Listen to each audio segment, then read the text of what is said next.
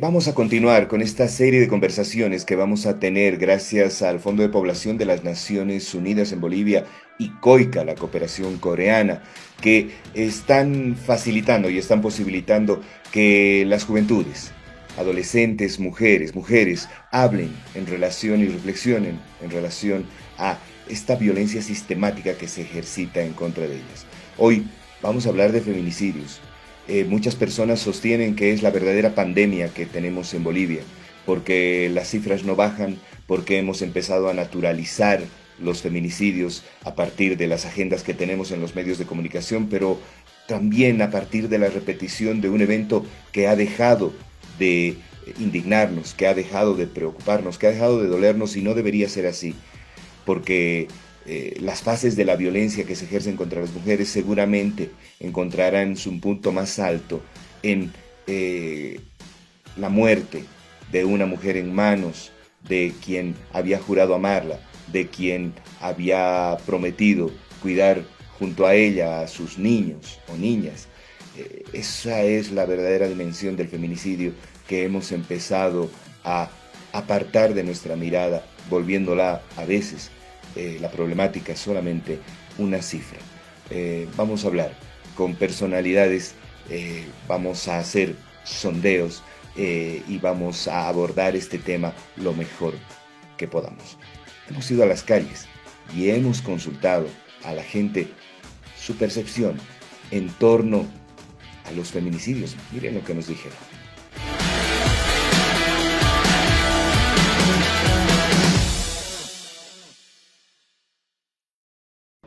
Yo creo que es un fenómeno social, tal vez por la cultura que tenemos, damos mucha relevancia a lo que es el varón y no damos mucha importancia a la mujer, o tal vez por cultura.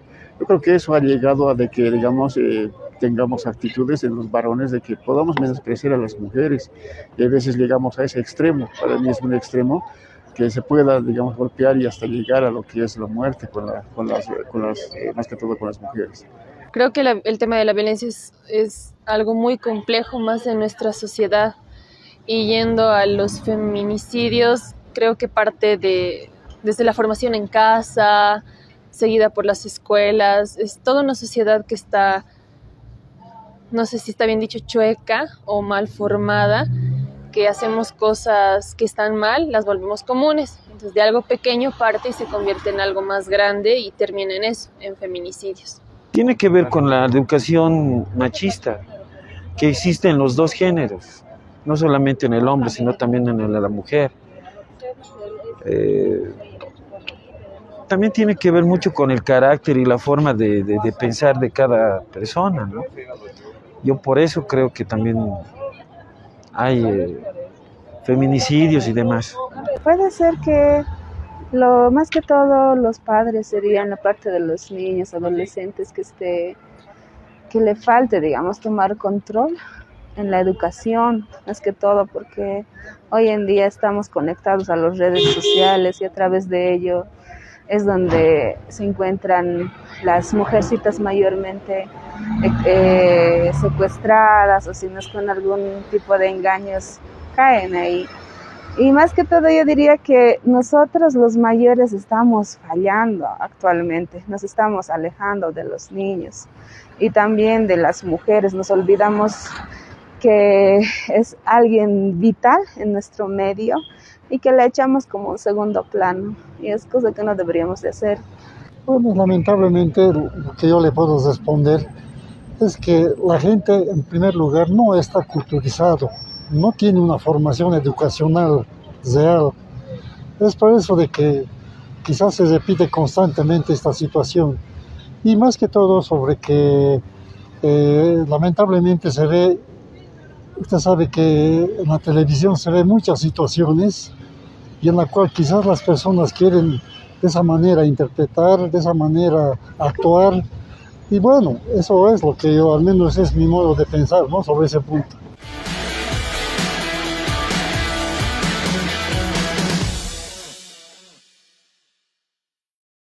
Está claro, escuchando a las personas, que es un tema que es importante reflexionarlo, seguirlo hablando, seguir conociendo en relación a él, más allá de la noticia fría. Así que nada, quiero invitarles a la siguiente entrevista que nos va a ayudar a contextualizar mucho más la problemática de los feminicidios en el país.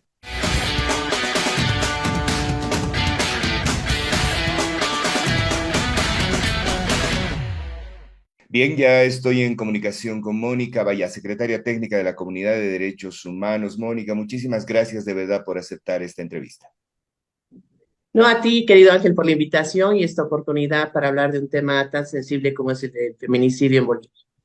A ver, desde la Comunidad de Derechos Humanos, pero desde tu expertise haciendo el acompañamiento de esta problemática que en muchas instancias ya se ha empezado a denominar como una pandemia, inclusive en el país por la cantidad de casos que se dan y la poca, a lo mejor no sé si la poca acción del Estado o los pocos resultados a partir de esa acción, es que quisiéramos reflexionar este tema.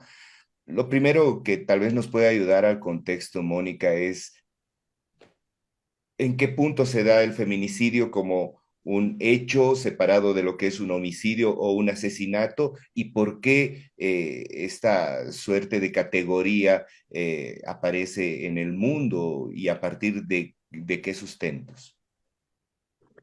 Mira, el feminicidio como figura penal se incorpora ya en varios países de la región. Bolivia ha estado también entre los primeros después de haberse visibilizado y manejado el concepto a partir de los feminicidios que se produjeron en Ciudad de Juárez, ¿no? En México, pero naturalmente con las características a veces particulares en los países, la muerte violenta por razón de género contra las mujeres se ha ido incorporando en las legislaciones penales efectivamente para diferenciarla de otras muertes donde el género no es una variable determinante, es el caso de los homicidios u otros asesinatos.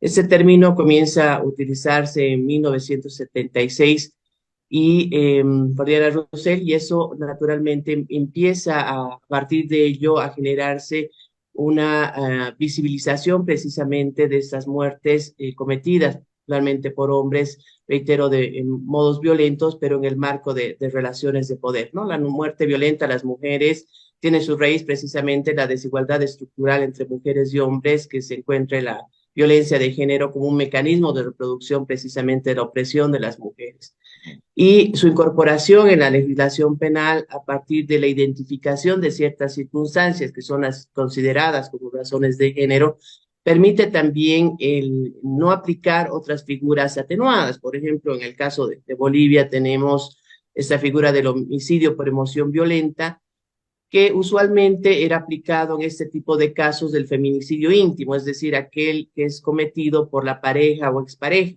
y que tenía una pena mucho menor, por supuesto, que la del asesinato y que daba licencia a muchos hombres para quitar la vida bajo el argumento de la defensa del honor, ¿no? Realmente un argumento medieval que seguía todavía en nuestra legislación y que particularmente era utilizado, reitero, en los casos de asesinatos en los que incurrían los hombres, ¿no? Hoy por hoy, la visibilización de este tipo de violencia permite, por supuesto, también hacer mayores esfuerzos al Estado para abordar este tipo de muertes y las consecuencias, además, que derivan de aquello.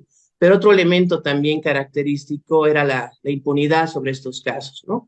Una de las instituciones que contribuyó en el país a visibilizar precisamente estas muertes violentas fue el CIDEM, que antes de que se tipifique ya sacaba datos a partir de análisis de hechos de muertes violentas que caracterizaban este tipo precisamente de asesinato y eso contribuyó en gran medida a su incorporación en la ley 348, ¿no? Un grupo importante de organizaciones de sociedad civil trabajamos una propuesta final de tipificación de este delito y que tuvo la posibilidad de incorporarse a partir de la ley 348.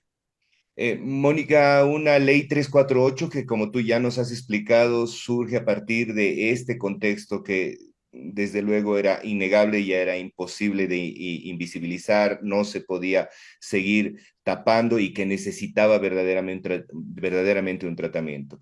La ley 348 que ha tenido unas reformulaciones, ¿en qué punto se encuentra y cuánto verdaderamente puede ayudarle al sistema de justicia y al Estado boliviano a generar incidencia para combatir los feminicidios?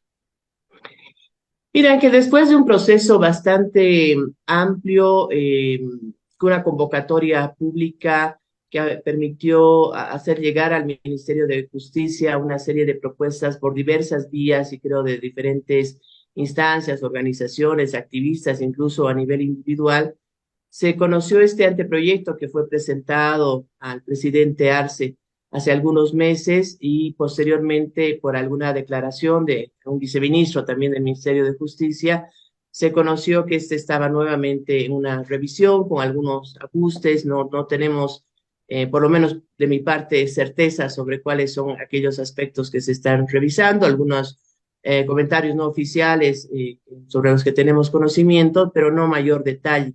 Desconozco actualmente cuál es la situación del anteproyecto, porque hasta donde conocía no ha ingresado formalmente a la Asamblea Legislativa para su tratamiento. Bueno, esperamos que realmente este proceso que ya tiene un par de años culmine y este permita, por un lado, incorporar precisiones que a partir de algunos artículos y vacíos en la ley 348 y también interpretaciones poco uniformes y confusas que no rescatan el espíritu de la ley, ha generado, digamos, algunas dificultades en la implementación de la norma puedan clarificarse, ¿no? Lo otro es ampliar algunas formas de violencia que hoy por hoy han cobrado mayor relevancia. Es el caso del feminicidio, perdón, de la violencia digital, por ejemplo, o cibernética, el caso de la violencia ginecobstétrica y algunas otras, ¿no? Reforzar las políticas públicas, tiene que ver con aspectos que estén vinculados también a un mayor seguimiento sobre la ejecución de los presupuestos y la inversión pública, la rendición de cuentas, algunos otros aspectos en términos de lineamientos procesales, tales como el aplicar el estándar más alto en los casos de violencia, esto quiere decir la normativa de mayor protección, la debida diligencia, algunos lineamientos también para que siga el Ministerio Público, la policía, algunos aspectos que pueden resolverse también sin necesidad de la ley. Es un tema también de voluntad y de cambios institucionales, en la cultura institucional, en la especialización del personal, pero bueno, es algo con lo que se ha estado lidiando también varios años y el que esté en la ley, por supuesto, reforzaría mucho el mandato y, por supuesto, la exigibilidad también. Otros aspectos tienen que ver con que se podría mejorar la parte procesal, es decir, ¿cómo hacemos para que los casos de violencia no duren tantos años en el sistema de justicia y particularmente los casos de violencia familiar o doméstica, que son el 80% de los casos previstos en la ley 348 y es sobre los cuales mayor impunidad hay? Casos que señalan las autoridades que las mujeres terminan abandonando por diferentes factores, entre ellos la dependencia económica hacia los agresores, entre otros, pero también tiene que ver con un sistema de justicia donde hay retardación, hay revictimización, donde se transfieren gastos a las víctimas y en realidad más que abandono podemos hablar de una expulsión del sistema a las mujeres, ¿no? Entonces, creo que la parte procesal, hay aspectos a discutir, a revisar. Ha habido algunas propuestas desde procedimientos especiales hasta pensar en que hayan otras vías alternativas también para la resolución de estos casos. Creo que ese es un tema muy importante, así como la revisión de algunos tipos penales, ¿no? Que también lo hemos planteado, por lo menos en el caso nuestro, hicimos algunas sugerencias para la modificación del delito de feminicidio que han sido tomadas en cuenta en el anteproyecto que conocemos, pero también lo hicimos respecto a otros delitos que no hemos visto traducidos todavía en ese anteproyecto, ¿no? Creo que es una oportunidad, reitero, para mejoras de la ley, pero principalmente creo que hay aspectos, reitero, que no necesariamente dependen de la ley, ¿no? El tema de políticas de protección social hacia las mujeres, es reforzar la prevención, los mecanismos de acceso a la justicia que tienen que ver particularmente con fortalecer los servicios, ¿no? Contar con más recursos humanos, especializados, institucionalizados, que las instancias de investigación cuenten con los medios necesarios para realizar investigaciones prontas, exhaustivas, confiables, además para la ciudadanía, ¿no? Ahí hablamos del Instituto de Investigaciones Forenses, del ICUB en el caso de la policía. Se necesita una ampliación territorial más grande, una cobertura más amplia del Ministerio Público, de los juzgados especializados en materia de violencia. Hay que mejorar los servicios municipales, ¿no? Realmente las víctimas requieren de ese acompañamiento legal, psicológico, social, que deberían brindar los servicios legales integrales municipales, pero lamentablemente muchos municipios no funcionan o no tienen los equipos completos o tienen en la mayoría de los casos, incluso en las ciudades capitales, personal que está sujeto a contratos, entonces no hay continuidad de su trabajo. Entonces, realmente todo ese esfuerzo de fortalecer, de mejorar las capacidades institucionales, creo que no dependen realmente de una modificación de la Ley 348. Ahora, Mónica, tocas unos temas que desde luego están claramente anotados en la investigación que ustedes han hecho en relación a las características de los casos de feminicidio junto a la Alianza Libre Sin Violencia y el Comité de Género y la Comunidad de Derechos Humanos con el apoyo del UNFPA. Pero, como tú bien lo dices, parecería que más allá de mejoras en las normas que siempre van a ser perfectibles, parecería que faltara una suerte de pulso para implementar las normativas que ya están tan bien redactadas. ¿Qué otros temas están fallando? ¿Qué otros temas están a lo mejor generando esta brecha enorme hacia la aspiración de una vida libre de violencia para todas las mujeres? El tema de educación, una educación integral para la sexualidad, el que en los colegios, desde muy jovencitos, empiecen a entender la dimensión de lo que significa el respeto de los derechos. ¿Qué es lo que falta en este tema para verdaderamente generar incidencia, Mónica?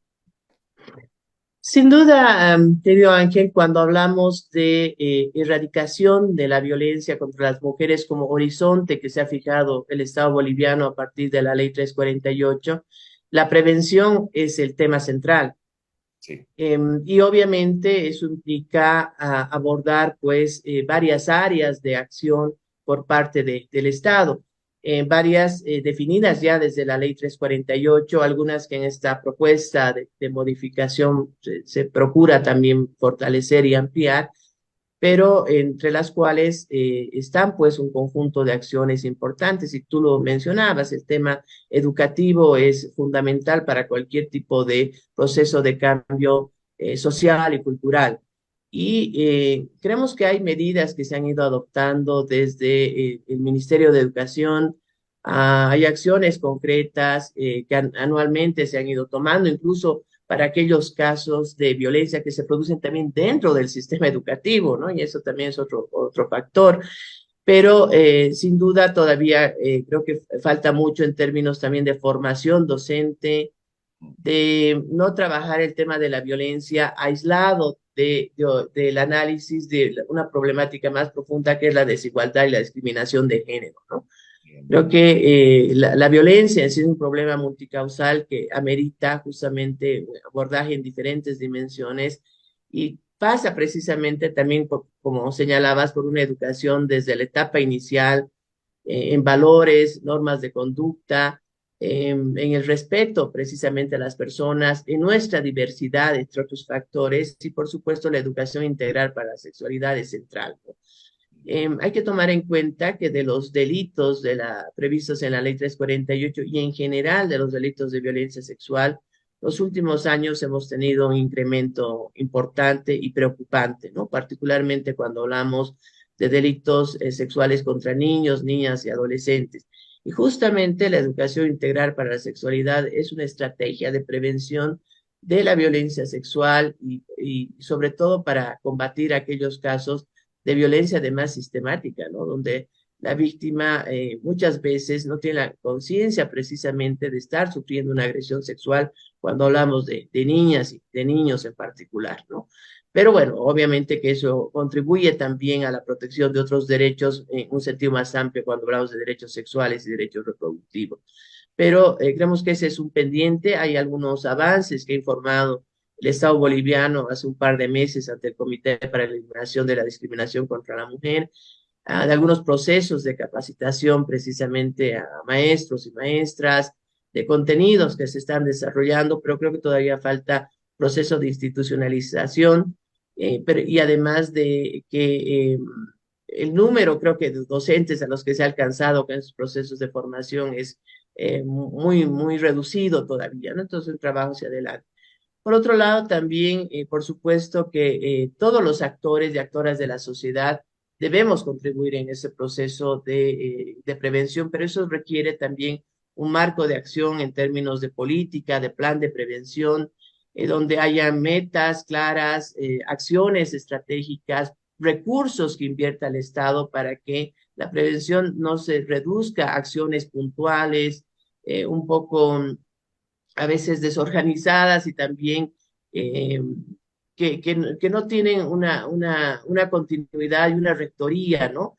Y esto también tiene que ver con los niveles subnacionales, ¿no? Esto no solamente que se concentre en competencias del Estado central, sino es justamente a nivel subnacional donde creo que la prevención cobra mayor relevancia precisamente por la cercanía con la ciudadanía.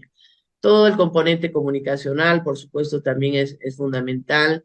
Eh, la información, por ejemplo, que se tiene en sentido de la existencia de la ley, de los mecanismos de denuncia de las líneas gratuitas para ello y demás, es muy importante, pero no necesariamente hablamos de una estrategia de prevención, ¿no? El no abordar, como te decía, las causas centrales de la violencia y solamente remitirnos a niveles informativos y no tratar de generar cambios en términos de concientización también de la ciudadanía y, por supuesto, el trabajo con los hombres, que es algo central, ¿no? Algo que se ha venido comenzando a hacer los últimos años. Hay iniciativas muy importantes, pero creo que todavía falta bastante ahondar en ello, ¿no? Y lo otro es el sector privado, ¿no? Creo que en el marco de la responsabilidad social se han venido realizando algunas acciones, algunas estrategias importantes de algunas instancias privadas, pero esto, por supuesto, debería ser mucho más generalizado y contribuir mucho más, no solamente, reitero, a la difusión de la ley, sino en esta lógica de abordar precisamente la violencia como una forma de discriminación y que desde la actuación, reitero, de todas las instancias de la sociedad es posible contribuir a que estas medidas preventivas vayan avanzando y generalizándose, además no solamente centralizadas en el área urbana, creo que es otro elemento también importante. Bien. Mónica, de verdad, a nombre de COICA y del Fondo de Población de las Naciones Unidas en Bolivia, te queremos agradecer. Tus aportes son absolutamente valiosos. Es importante todo lo que nos has dicho y el marco que nos has dejado para un montón de reflexiones que tenemos que hacer como sociedad, desde las organizaciones de la sociedad civil, pero desde luego desde las instancias estatales. Te dejo un abrazo enorme, te agradezco mucho siempre la predisponibilidad para hablar con nosotros.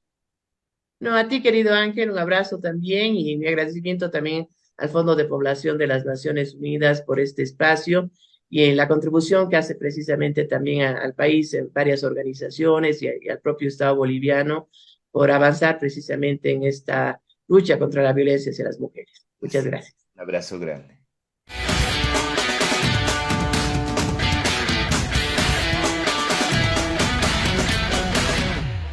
Escuchando a Mónica Bayá, desde luego nos queda absolutamente clara la figura y las tareas enormes que todavía tiene el Estado boliviano para generar una incidencia y disminuir y ojalá desaparecer los feminicidios de nuestro contexto. Es una tarea harto difícil porque desde luego está claro que nos hace falta mucha información, mucha educación y comprender que la violencia tiene en el feminicidio una de sus peores caras, uno de sus peores rostros y que será una tarea de todas y de todos poder generar una vez más incidencia en este tema. Hasta la próxima. Permiso.